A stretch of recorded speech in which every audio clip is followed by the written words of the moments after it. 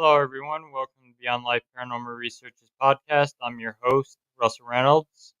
And my guests tonight are the owners of Pridemore Paranormal, Denise and Ron Pridemore. They also have their own podcast show, the Pridemore Paranormal. Please welcome my guests at this time, Denise and Ron. Hi. Hey, and guys.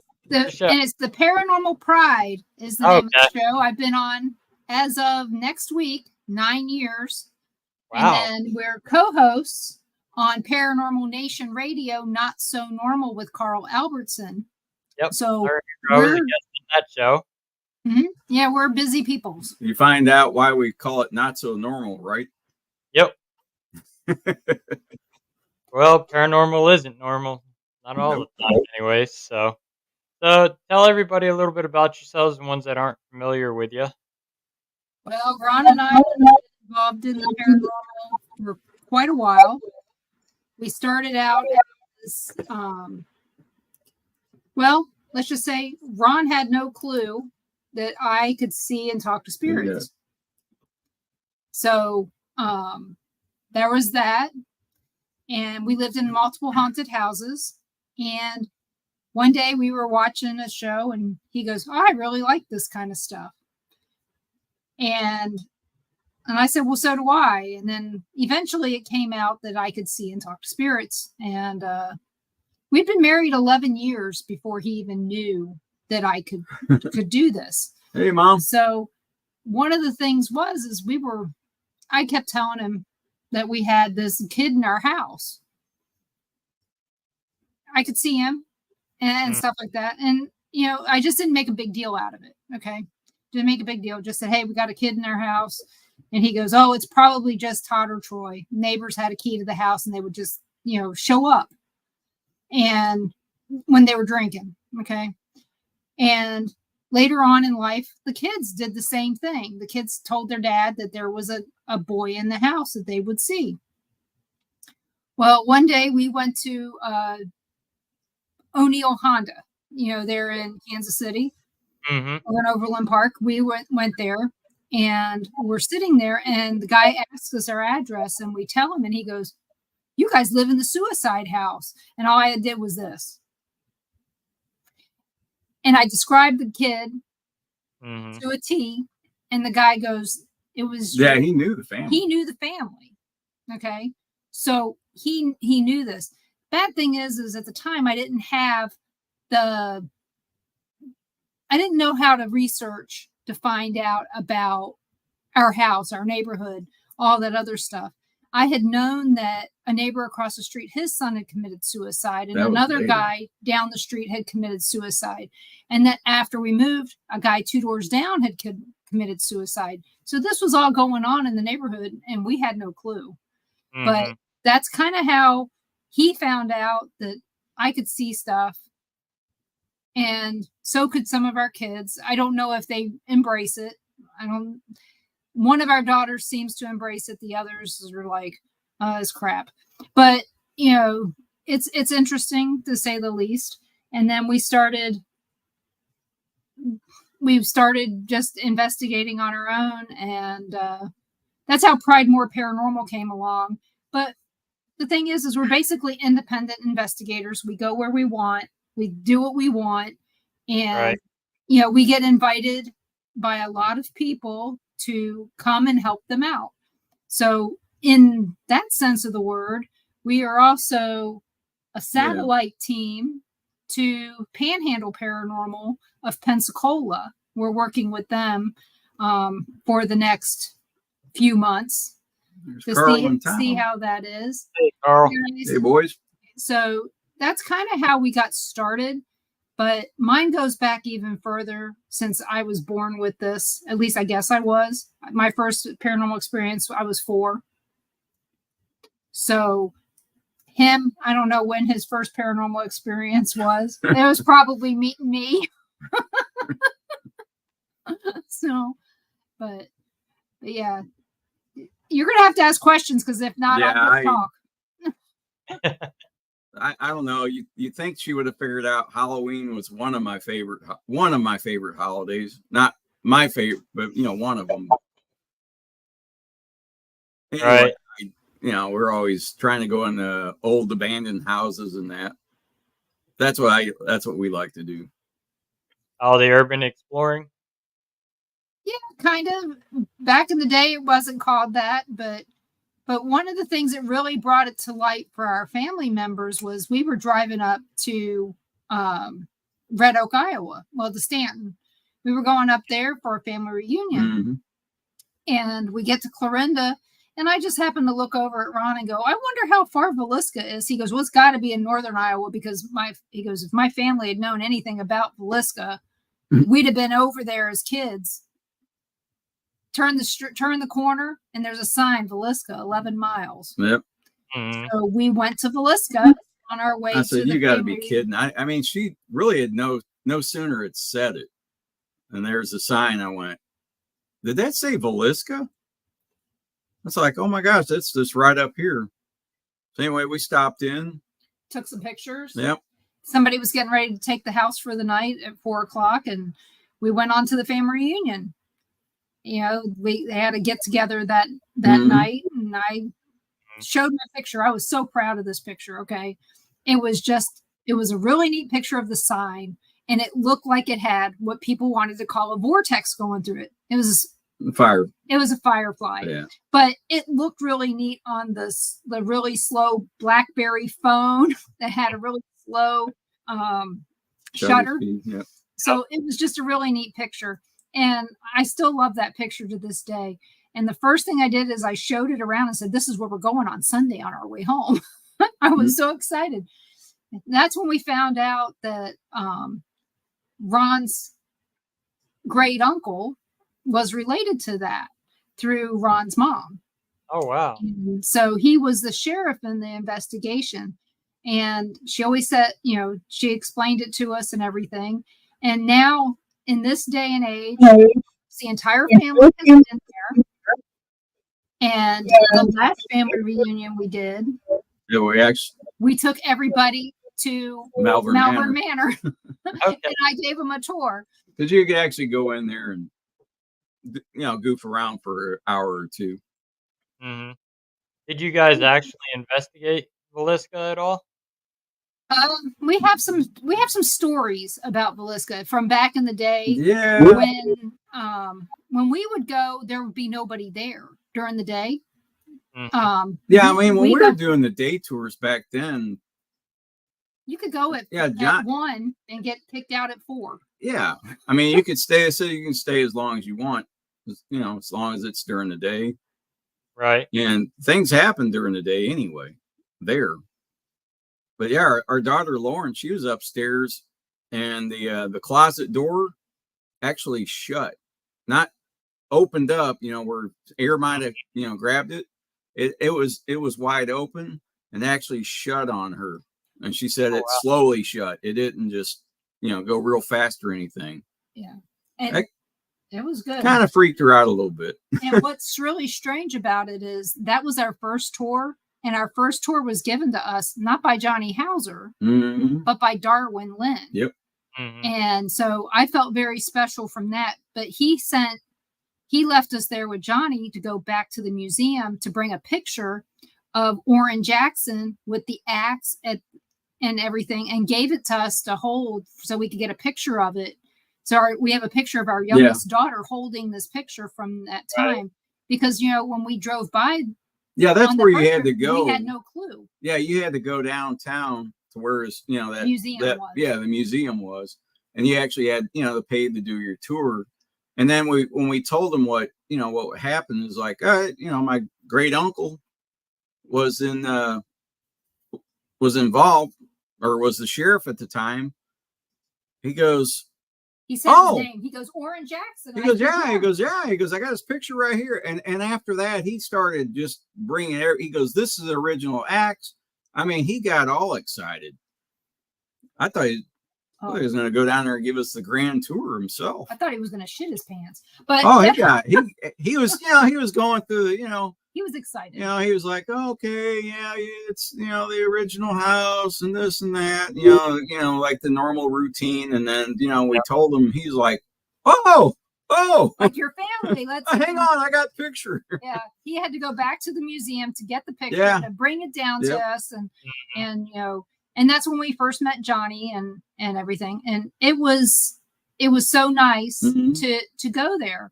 And the last time we went was a few years ago, and we didn't have any experiences that time that we can talk about. It's not worth it. Right. But the time before that, we had went with it was just us. We had stopped by on our way out of town, and I always brought all the questions that we've asked every single time, and ask the questions and see what answers we would get, this time.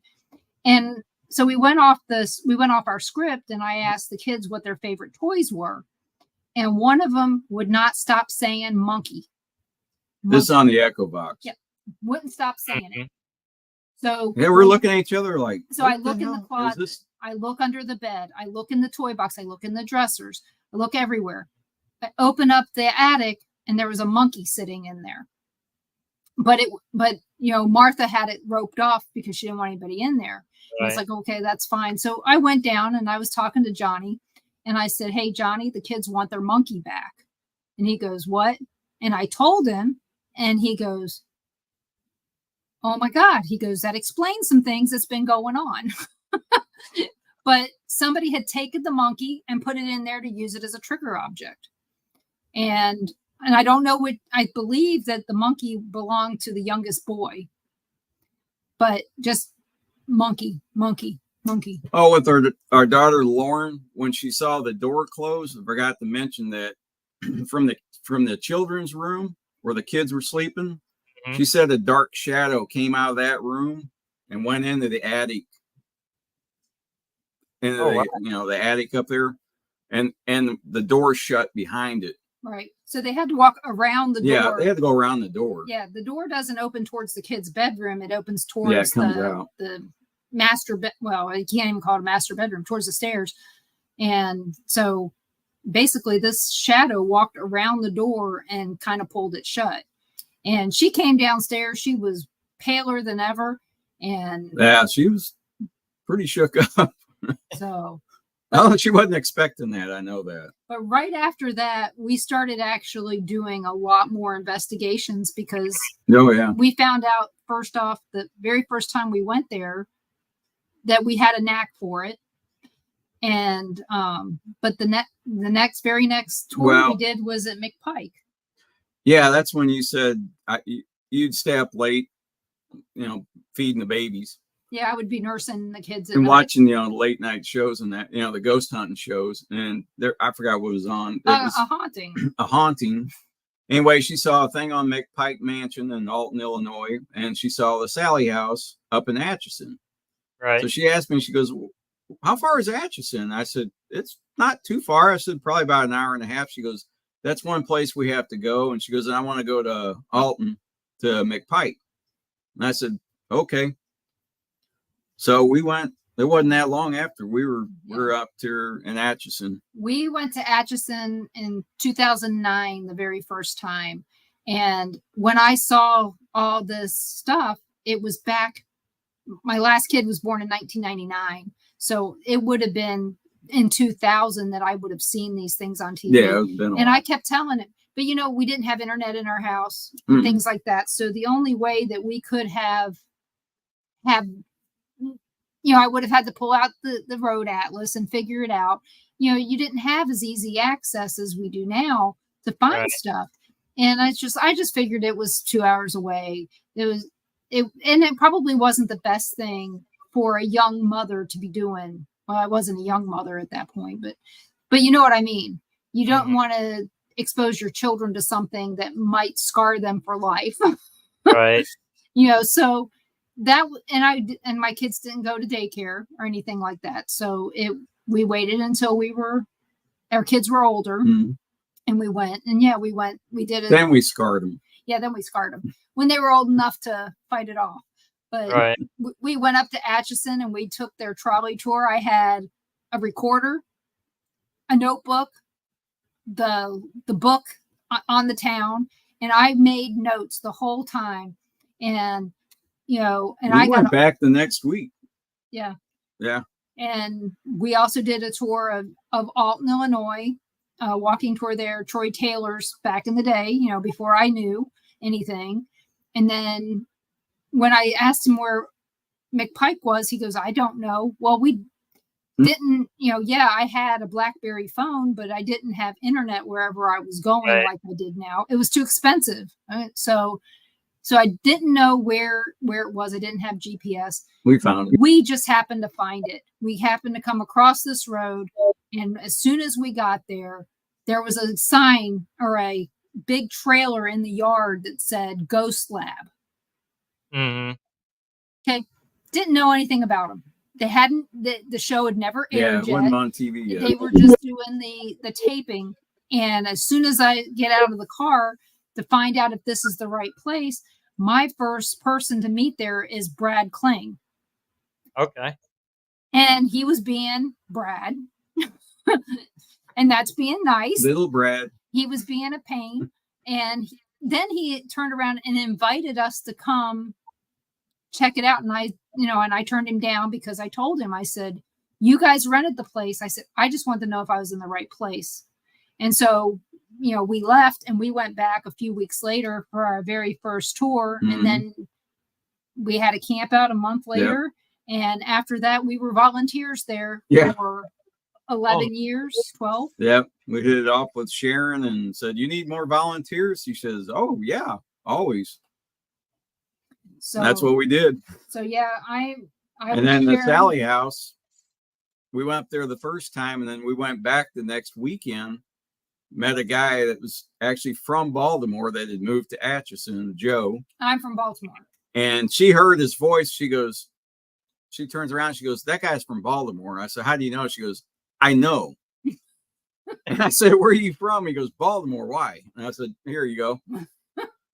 Anyway, we hit it off with him. It was like, how do we get in this place without paying?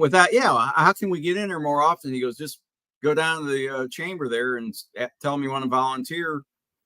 We went out, we volunteered, and we became, like the main people at the Sally house. Eventually, for 7 years.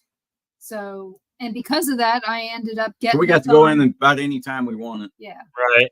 We even had keys to the place, but we never went in unless they knew. I still have an old key. They took the locks off the doors and everything. I still kept my key as a souvenir.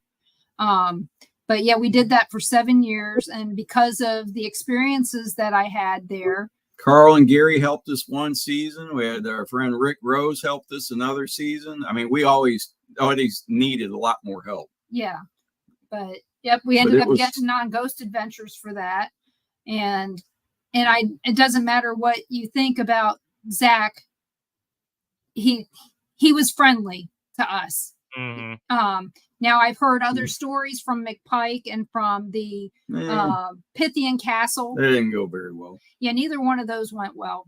But but it is what it is. But I will tell you something. If you listen to McPike one on Ghost Adventures, right, my voice comes across on an EVP. Yep. That they get. Sounds just like her.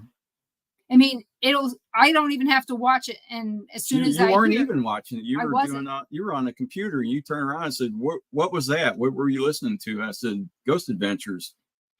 And I said, At that sounded McPike. like She me. goes, what? Hmm. She goes, that sounded like me. I said, yeah, it did, but I wasn't associating it with McPike. Because we weren't there. We were Right. in Illinois. Yeah, we weren't there. We were in Illinois when they were taping, but we were in Mattoon, Illinois, Mhm. with Tom McNicholas. Yeah. And we ended up going to what is that place? Egyptian Theater. No, Or no. It's, my lung crap. oh, Ashmore Estates. That's right. Hey, Michelle. Hey, How Michelle. are you, sweetheart? Hey, Michelle. And we investigated with Michelle LeBaron too in Marshalltown, Iowa. Awesome. I'm waiting We for had that out was here. That was fun. that it was fun. So we had some really interesting That was a things good happen there. Paracon. So, but yeah, almost everybody, we've ever investigated with, we're people that want to meet the people. Right. We don't want, I can say that I've met face to face about half of my Facebook friends. And that's the way I want it to be. I want to remember, like when we talked, you heard, we remembered where you worked. Yep. We know about where you live, all that stuff. If I meet you, you're going to probably get a nickname. So just be aware of that, especially if there's multiples of you. If there's multiple people with the name Michelle, they're going to get a nickname. So Ron knows who I'm talking about. Bad part is Michelle LeBaron is Michelle LeBaron. But some of them are more colorful. Like we met a guy named Rick. We met him in Springfield. Oh. He now lives in Richmond, but we still call him Rick Springfield. Well, at the time, we knew a lot of people named Rick. And when she say, Rick, I'd say, well, which Rick? And she finally just said, oh, Rick Springfield or Rick Rose or Rick, any of the Ricks. Yeah. But just give me a last name. Michelle, yours ended up just being Michelle LeBaron. So, yeah. But yes, Rex Nielsen. Oh, yeah. Rex is worth it. Rex is worth the time to spend with him. I love Rex. In fact, I have 20 pictures. Well, I have copies of a bunch of the things that he put in his books, but I have 3 originals that he did just for me. So someday I'll have to share those with you guys. Yeah. But yeah, Rex is just up here in South Carolina. He's about 7 hours away. Yeah, I did see he was going up that way. I saw his post. He was headed that way. Yeah, we're going to find a way to meet Larissa. I think that no. Did you give Farrah? T. It starts with a T. Yeah, I need to see Farrah, but what is her name? What? The lady that up in South Carolina? Yeah, her name starts with a T. And I cannot remember it for the life of me. But see, that's the thing. Yeah, once I meet somebody, how she does stuff. Once I meet people face to face, I don't ever forget their name. Yeah, we like to investigate with other groups and other people because we don't have a set way on how we do it. Right. No. We just kind of show up, and it's kind of weird. I heard about that, Tracy. Oh yeah. So yeah, it's kind of weird because we when we do investigate, we're hardly ever together. That's just how it happens. I don't. Yeah, all the women in the group. I'll get pulled one way, and then she'll get pulled a different way, and we actually don't even see each other that much. Right. Yeah. It's kind of funny, but come back to Missouri, we'll have to get together and do something. Well, we're planning a trip somewhere. We got to go somewhere. Our 40th wedding anniversary is coming up at the end of the month, May. End of May. And Farrah's 2nd wedding anniversary is coming up at the end of May, same day. So we share that. So we've got to come up with something because, the Ruby anniversary is not that many people get there. Right. So Yeah, I need to get down and see Farah. I miss her very much. She's a sweet lady. So I'm driving to Ohio. Oh wow. Well, Tracy, you just be safe out there. So bring your coat. I hear it's going to be chilly up there tomorrow. Yeah, we're getting ready to go to Ohio again this year too. We got a antique store to investigate out there.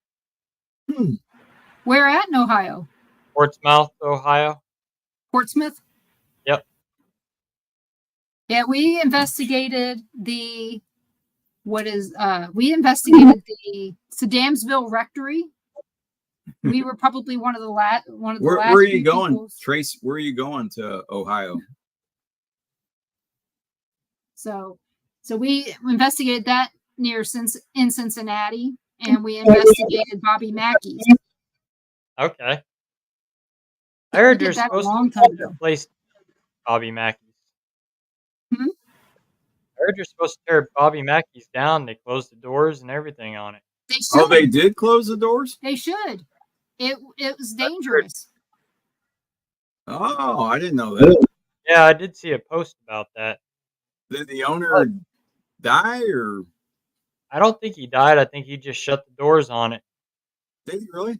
I don't blame him, because it felt like, I mean, it was falling into. It was. I mean, it felt like it was sliding into the river. Yeah, when you walk in, it's right there off the river. Yeah, when you walk in, the front part is at the road. I mean, yeah, not a car lengths off the main road. Yep. And it's in a junkyard area, a lot of industrial stuff, and then it's on stilts hanging over. So it's crap. I mean, it was dangerous. Yeah. Yeah, there are a lot of falsehoods. Yeah, especially on that place. Actually, the real story of it is actually better than what they made up. They're building another. Same at most places.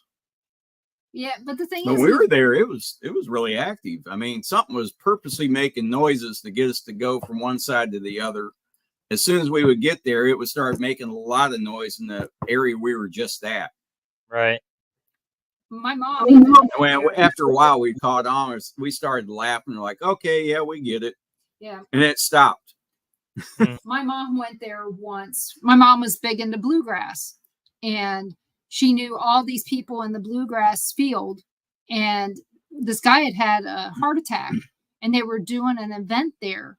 And she goes, I went there. She goes, the only thing I felt was going to happen is that if too many people got out there on the dance floor, that it was going to cave in. And my mom's been dead 7 years, so it's been more than 10 since she said that. And she was like, I can't believe that place is haunted. She goes, but then again, she goes, apparently we've lived in haunted houses this whole time, and you never told me. So. How many times have you been to Belvoir Winery, Russell?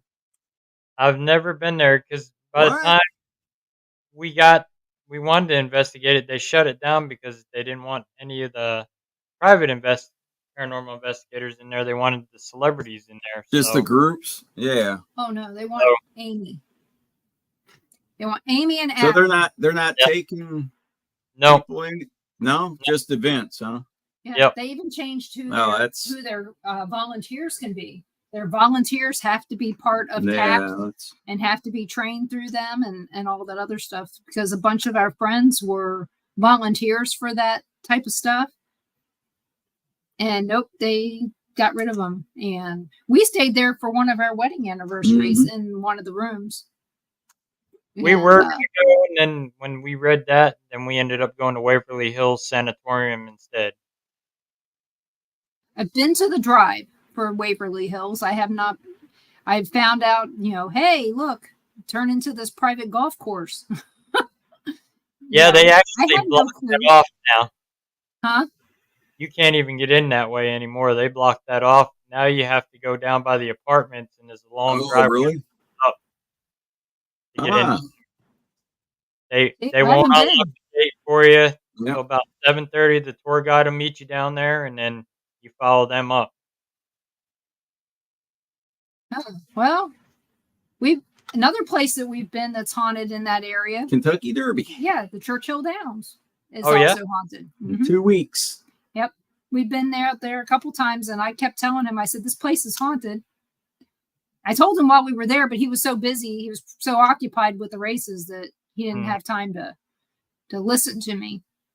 So, but Ron's real big into the Kentucky Derby and racehorses and all that. So, Have you guys done Octagon Hall out there? No, but we're planning on going because it's not really that far from. It's pretty easy to get in too. Yeah. What we heard. We were supposed to do it, and then they got all those bad storms out there that knocked the power out. And then the guy we were supposed to go with, he was waiting for his team to pay for it. Their half, we had already paid, and it got booked out from under him, so we ended up not going. Yeah. You see, not only jockeys, but there have been people who took care of the horses, the people that help out. I can't remember their names, but the lead outs and things like that. There's a bunch of people have died there, and this was their entire life. And horse people are different people. There is no doubt about that. Who did we meet? Julie, wasn't that her name? At up there in Atchison I was gonna say she was a little, but she's a jockey, so she was little. Julie Crum? Yeah. We met her in Atchison, but we didn't talk to her about that. She was there for the Amelia Earhart Festival. Yeah. She was being honored by the 99s, which happened to do with Amelia Earhart. So, hey, James. So crazier ones are the horse owners. Yeah. Sometimes the sponsors are too. So when you guys did Missouri State Penitentiary, what did you guys get out of there? Heat exhaustion. Oh, we went there the first time. Yeah, it was like 100 and something. Oh yeah, and we took your cousin. Yep. And one of his nephews. And we went, and I was going to Kentucky the next day. So we investigated until 1:00 in the morning, and it was still 95 degrees at 1:00 in the morning. I was so sick. It was. I mean, I shivered until like 1:00 the next afternoon, and I was driving. It was great. We met Maggie. We had a lot of activity, and we went back a second time. That was in August. Yeah, they still hadn't cleaned it yet, right? No, they hadn't done that yet. But the third time we went back, they went in, they found some mold, and they wanted to get it cleaned up. Yeah, they went the second time. They went and like cleaned all the walls. When you go into Death Row, there were all kinds of graffiti and stuff painted. You get down to Death Row, I mean, there was 20 something cells, and you kind of walk in and kind of we were sticking our heads in there and kind of, looking at the stuff.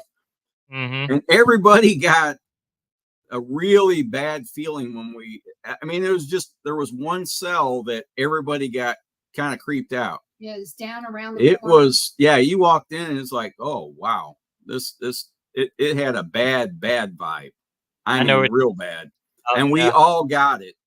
But when we went back the next time, they had it all cleaned up. And we're like, well, we know what cell it is. Completely different. It just, they were too clean. Mm-hmm. It just, I don't know. It just didn't have the same vibe at all that it had before. Yeah. They cleaned it. And our first trip there was memorable for a lot of reasons. The first reason was that we met Thomas, who used to be a guard there when it was open. Quite a few years. And I'm still friends with Maggie and Thomas to this day. And one of the, we go back there, and he took over the part of showing us the gas chamber. Yep. And I'm tired. I just, I see a seat and I go and I sit down in the gas chamber. Mm-hmm. Okay. I'm just sitting there and he throws this switch and I'm just sitting there and he goes, oh my God, this woman has nerves of steel. I looked at him and I go, I have 4 kids. This is quiet. Yeah. And, it was bad enough when he was giving us the tour. He was telling us that the prisoners built it. And I said, were they the first ones that got killed? And he goes, oh my God, what are we going to do with you? He goes, that would have been considered cruel and unusual punishment. Right. So, but needless to say, I made permanent friends. It's when you go, you get into the gas chamber. You know what I'm talking about. You get the gas chamber, they got all the pictures up. There's 70 something that were put to death there. Yeah. It wasn't. I thought it was around. Like how many was it? I think it was like 42. Like I thought 60 or 70 or something. It was, it was about 60 or 70, I believe. Yeah. Anyway, it did you look at the pictures? I'm sure you did. What did you notice that was in common with every one of them? Their eyes. Yeah, it's their like eyes. They were just like they had no soul. Yeah. Or, it was weird. They just like stared straight through you. It's like I don't know. It's hard to describe. Pictures. They're weird. They just looked weird. Their eyes did. Their eyes all looked the same. Right. I know on the spirit box when we were in there, another guy from the other team was with it. Him and I went in there. He just had surgery done on his throat, so he couldn't really talk. Yeah. So I was asking the questions, and we had a woman come on there, and we think it was that woman that was executed in there. Yeah. Told us to die. Yeah. But we captured a woman on camera when we first started off in the dungeon cells. We captured a woman on recording saying hello, so I went back up to the tour guide because I knew they didn't house women down there. Mm-hmm. And she says, you're not the only one to report that. There's several others that have reported a woman saying hello down there. Huh. Well, with a ghost box, a lot of times it may not be a woman. It may just be that was the voice that they chose from that. Right. And you know what? Could have been a transgendered person back in the day. Who knows? But the one down in the dungeon, we heard that with our ears. It wasn't even the spirit box. We just heard that all. I know in Death Row there was one woman. Yep. But yeah, the last guy that they killed, Tiny Mercer. Yep. Our daughter's girlfriend, that was her mother's love of her life. Oh, wow. Yeah. Can you believe this? This guy who killed a bunch of waitresses and all this other crap ended up being the guy she regrets that she didn't get. I was like, I could do is shake my head. Okay. And, it is strange to look at their eyes and see. Yeah, it's like. And then if you look at pictures of them later, they look sane. They look calm. Mm-hmm. I don't get it, but Well, we got a picture of Bob Berdella, the Kansas City butcher, up in the museum, which is the old warden's house. Mm-hmm. And we were able to compare it to a side-by-side of his mugshot. And we showed tour guide Jenny that. And she's like, you just captured Robert Berdella, the Kansas City butcher. I remember when they caught him. I remember when they dug up his yard and tore down his house and all that stuff, because we lived in Kansas City at the time. Mm-hmm. You probably weren't even born. I was born in 1979. Okay, so you just born not long before that. So, but yeah, I remember all that stuff on the news and everything. It was one of the first stories that we experienced living in Kansas City. Oh, wow.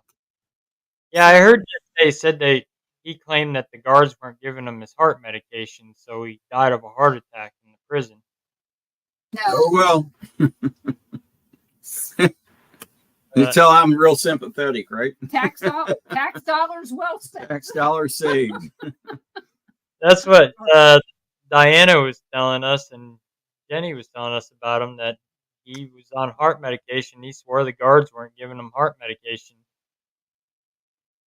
You mean on the ghost box? He was saying that, or for real? No, the tour guides were telling us that he was. Oh, yeah. I know that Thomas told us a lot of stories about Bob Berdella. That because he was a guard in his area, and so he was giving us firsthand accounts of conversations that he had with them. Right.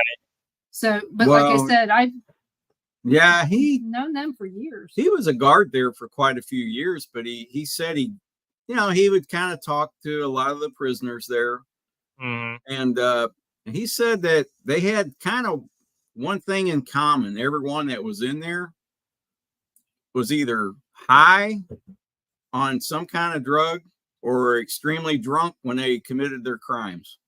Right. Or they were doing crimes for drugs or alcohol. I know there's a lot of residual in there. None of them did any of their crimes sober. And none of them did. It was, always when they were drunk or high on something. It was just, and of course they all regret it. But hey there, Cassie. So yeah, I know there's a lot of residual because I know we were up in on the catwalks, and I think it was Cell House 3 where they had James Earl Ray and all them. Yeah. We were walking up there, and you can hear cell doors slamming in front of us, and all the doors are just standing still. I know we want to go to Brushy Mountain where James Earl Ray was at as well. That's on my list. It's kind of removed from mine only because of the fact that you can't take your own equipment in there, and none of your evidence is yours. They get to keep it. That's not right. I know. So, that's why we won't go there. That's why and as long as it's being run by idiots. Yeah. We want to go. But we want to go on our terms. That's all. Exactly. So have you been to Malvern Manor up in Iowa? What? That's on our list too. Oh, you gotta go. That's one of our favorite places. Problem is with us, we get booked for so many residential cases that we do. Right. And, I mean, I get people calling me left and right. We just got done a couple weekends ago with one. We got a few more coming up that we got to do. Mm-hmm. Well, you knew now you can say no, right? Yeah, I know. I'm one of those, especially if they got kids. Yep. There's Cassie, Susan, Mike. I'll do the kids Crystal first before my cousin. Everything else. So, but yeah, coming up, we got a lot of things coming up. We're going to be going out to Fort Blakely in Alabama in May 18th, and Ghost Hunting Housewives are there this weekend, and they've invited us to come out with them when they go back in September or October. We're going to a jail in Hamilton County, Florida. We're going to a location in Defuniak we were supposed Springs. To go the first time. Yeah, we were supposed to go the first time, but I was sick. But we're supposed to go to a hotel in Defuniak Springs, Florida. We've got a moose club, Loyal Order of the Moose, whatever you want to say. We're going to go do one of those. And we want to go. We've got friends that are trying to get us into Fort Morgan. We may be doing an event there. We hear. We had some more people move in from Kentucky that we're planning on going over to see over in not Orange Beach, Gulf Shores. We're meeting up with Kat Hobson from Fate Magazine Radio tomorrow for lunch. She's trying to get us to go do some things with her. We're planning on doing Old South Pittsburgh Hospital. Yep, I've always wanted to go there. With her. In fact, I'm going to be having Ronnie D on my show on May 13th. So we'll be talking to him about Old South Pittsburgh and Harriman Hospital. And so we'll be talking to him, and let's see. Yeah, we're pretty close to a lot of stuff now. I mean, a lot of this was so far away we wanted to go, but we're like, we're in the area. Well, But now it's not that far. well, one of the things that was back in Kansas and Missouri was we couldn't really do stuff between November and March. The beginning of March, because Yeah, weather. weather. And heck, if we crossed the state line into Iowa, we could guarantee it was going to snow. It always did almost every time. Yep. Just ask Josh Hurd; he'll tell you. The only time it didn't, we went in July once. Yeah, it was 110. It didn't snow. It was 110 that day, but we were wishing for snow. We got a blizzard once the next morning. Yeah. Well, overnight while we were there, it's like, well, we might as well have a good time. We might be here a while. Yeah, we're not going anywhere. But Josh said, yeah, stay as long as you need. And we did. We did.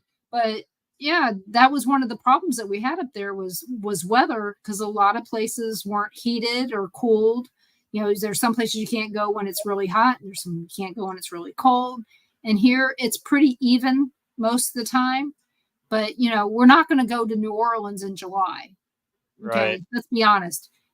Unless you want to be in a soup bowl, you don't want to go to New Orleans for that. And Mansfield, yeah. So that is a place that we would like to go. The bad part is they usually have further. Yeah, we're only an hour further away than what we used to be. A lot further. But we are going. We also have plans in October to go to Ashmore Estates with Susan and Mike and our friend David Glidden and his plus one, whoever that's supposed to be. I know who it is, but whoever it's supposed to be. And Carl and Gary, they're all coming. So we're going to have a little reunion at there. Mm-hmm. And maybe I'm counting on it. I'm going. This heart surgery. We've been there twice, and we're supposed to go back 3 or 4 more times, and something always happened. One time I ended up in the hospital with a collapsed lung and couldn't. We had their bags packed in the car, getting ready to go pick up Charlie, friend of ours, and she said, I can't go. I said, why? She goes, I'm not feeling good. I said, you don't look too good. So we took her to the hospital, and I said, oh, you got a collapsed lung. Like, oh, okay. That'd be why. That's why you don't feel so good. Yeah. 75% collapsed. And we're not 100% sure if Ashmore caused, I don't know, caused something to happen to me. Right. Not the ghosts there. It's a great place. But the mold. We were wondering if the mold got into my lungs and caused a problem. And that was so when we went there the first time, it started a whole chain of events that and it could have been the Sally house too. It could have just been just enough moisture in the hotel air that we were staying in and there to activate something from the 7 years at the Sally house. And there was mold there, horrible mold at the Sally house. So yeah, you got the crap scratched out of you the first time. Yeah, we were there at Ashmore. Down in the I call it's a maintenance room downstairs in the basement. Hey there, Irene. And and then it's in a spot where they say women aren't supposed to be by that boiler, and I got scratched. And that one stayed with her a couple days. Mm-hmm. Usually they'll go away, but hey, Irene. Yeah, and Tom couldn't go to Ashmore with us because he had to take what was his name? The boiler room. Yeah, the boiler room. What was Nick? Jeff had to Jeff. take Jeff Mudgett back to the airport. Yep. So, and I love Jeff Mudgett. We ran into him. We met him there, and then we ran into him again in Vegas. Yeah. But didn't run into him. I hunted him down and said, I got to see you. And we met at the casino. So, but again, I want to meet the people that I'm friends with. I don't want to say my Facebook friend, because Facebook friends aren't always real friends. No. Sometimes they're fantasy friends, but Rex, we met him on Facebook. And he tells everybody, it's funny. He says I'm his mentor. And I laugh about it. But he tells everybody that, and I do very much care for Rex a lot. I think he's a good man. Mm-hmm. And and I love his son Chris and Kelly. They're nice people as well. And I've met some of the best people, and we've lost some of the best people in the paranormal. Rick Rose and Jimmy from down in what? Swamp butt. I don't get swamp butt. Yes, you can get that here. We get 100% humidity here a lot. We didn't know that though until last year. So, and then let's see, we met Coyote Chris Sutton. Mm-hmm. Met him at McPike, and he's now gone. Irene's never been scratched. And it's like I said, the people that we've lost just made huge impacts on our lives. And I really wish that people could go back and meet these people, so, if I was to go back in time, just 5 years, I know what I would say to some of these people. Would be a dry eye in the house. Right. Yeah, it's a shame. Mariah said, learn that spirits will negatively affect us because they want to protect us, so they will stay away from toxic mold. Therefore, intention of scratch, aka interaction, is a good thing. Well, and I'll tell you, maybe in some places that we've been, the scratch wasn't an intention to be. No, not that one.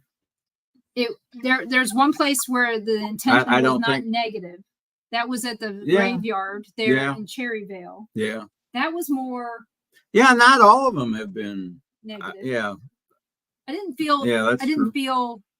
At the Sally house, every time I got scratched, it was, oh, why is this happening? I think the Malvern one, first time we were there, I don't know, 5 minutes. Yeah, and I got scratched. That was a screw thrown at me. That was in Josh's office, and I think that was get out of the office. I don't think it was get out of the house. It was get out of this office. Yeah, that's because we were going to actually, put our stuff in there, and that's where we're going to stay later on. But yeah, because we said, I guess not. Yeah, we could close the door. Yeah, Josh said, yeah, you guys just leave your stuff in my office, and then when he got there, we said, nah, we're not. No, we're just, put our stuff somewhere else. There's been a few times that I would say I've been scratched by something that was not positive. I mean, if you talk to Farrah about me getting scratched, she will tell you. Yeah, that's right. Yes. Crystal showed up right after that. Yeah, Crystal's my cousin, and it was the first time she had met me as an adult.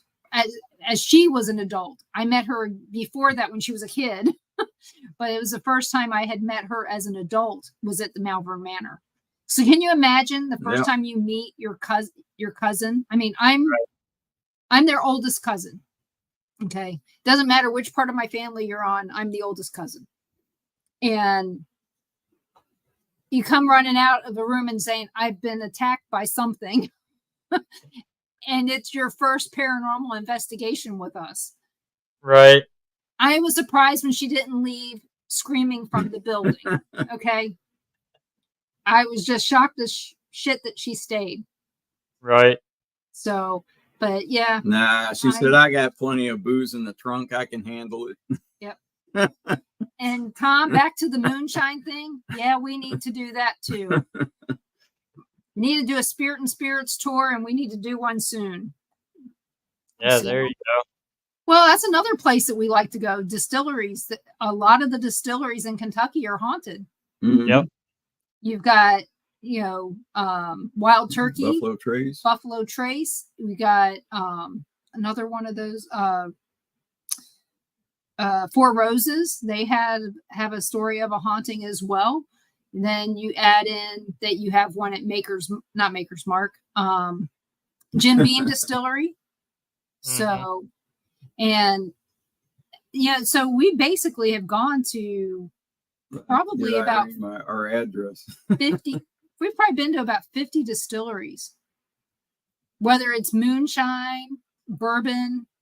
Well, it's usually moonshine or bourbon. We don't usually go to any other, and I'd say half of them were haunted. And my favorite one, you guys may remember this from the what was Project Fear, Destination Fear. They went to the Old Crow Distillery. Oh, okay, yep. That was neat. We are friends with the master distiller, the guy who owns the place at Glens Creek. So we've been behind the scenes there a few times. Oh yeah. And we have a great time. It is one of the most beautiful places to visit. Yeah. And I mean, it's breathtaking. So that's one of the things that, wow. So we went there. It was after Ghost Asylum. The Wraith Chasers went there. And we went there. It was my birthday. One of the times we went. Yep. And I just happened to send a message. I sent a message, just an email to an email there. And the current master distiller, well, the owner said, get with the master distiller and he'll give you a tour.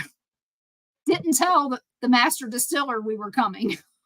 Right. And we ended up with him for 4 hours. Yeah. And they gave us, they let us taste the stuff right off the still. It was only like 9 o'clock in the morning. So yeah, it was a little, not one of the little, it was a little bigger sample bottles. Right. But he just grabbed a cup, and Denise, she, and it kind of looks and goes, holy crap, it was like 160 proof. Because she down to like whoa. She goes, that was good. That went down. Well, it was off Old Rumsfeld. Yeah. It was off the rum. Yeah, it was off this rum favorite still. I said, what's your favorite still? He goes, oh, this one right here. And it was a rum one. Yeah. And they called it Old Rumsfeld. And so, but like I said, that's one of the places, if you can get into there, get in there. Go on their tour. You don't have to investigate it, but go on their tour. And I think that you'll love the history of the Old Crow Distillery. And I mean, you guys have to realize Old Crow was bottom shelf. Glens Creek is not. Yeah. But it is an amazing story of how they got their yeast and all that other stuff, because the yeast is actually from one of the Old Crow barrels and stuff. Yeah. It's still the old. So you figure that's 300-year-old yeast. Right. But if you ever get a chance to go to Buffalo Trace, do their ghost walk. They have a ghost tour at Buffalo Trace Thursday through Sunday nights at 7 o'clock. And if it fills up, they do a second one. And at the end, you get to try some stuff. So you get to have spirits. If you didn't see anything, you at least get to taste some. Yeah. And it's free. How many ghost tours do you know that you can go on for free? Not many. And get liquor. So we got about 1 minute left. Greg Koss is getting ready to come on with Mariner Spirits after me. So if they want to get a hold of you to book you guys, how can they get a hold of you guys? Just find me on Facebook under Denise Pridemore. Find me under Paranormal Pride. You can find me on YouTube. And if you really need me, I'll answer whatever you want to answer. But you have to find me first. So Denise Pridemore, Paranormal Pride, and I usually answer all my messages. All right, we're going to end the show here.